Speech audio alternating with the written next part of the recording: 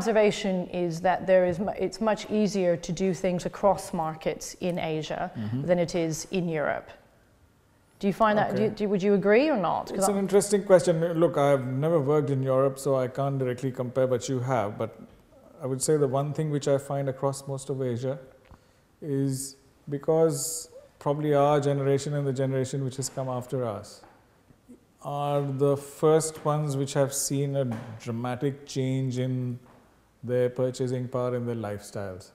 And of course, the evolution of infrastructure and the society as a whole. So what you find is tremendous openness to change and new ideas. I think that's one of the big, I think for me, that's one of the biggest differences, I think, between Asia and Europe.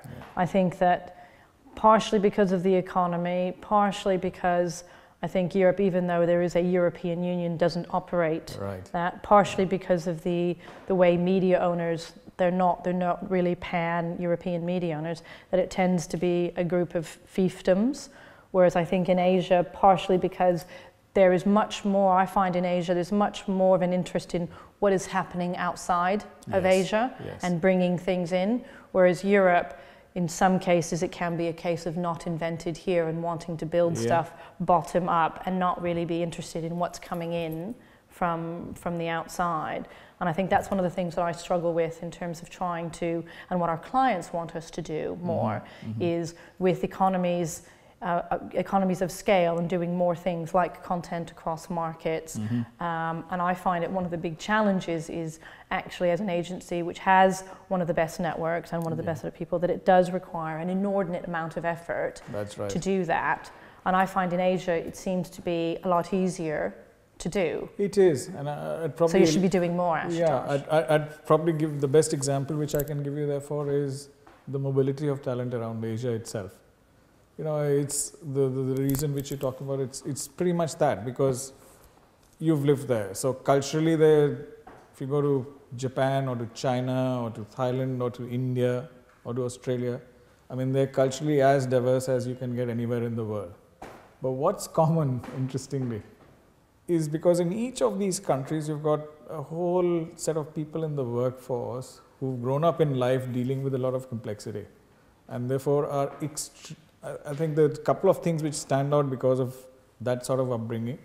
One is just the sheer openness to try out new things, new ideas. The second is adaptability.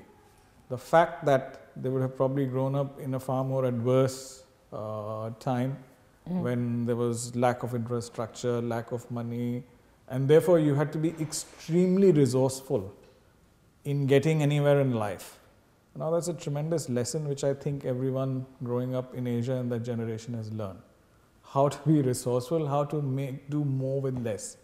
And that has, so that along with this sort of thirst for knowledge and to better yourself in life, and that, you know, that ambition that I have to pull myself up from a certain social class into someone who's an achiever, is so strong that you find that people are highly adaptable. So yeah, so between India and China, culturally they're very, very different. So when we can say Asia, but it's like Greece to England or Russia to France. I mean, the different language, different everything. It's exactly the same.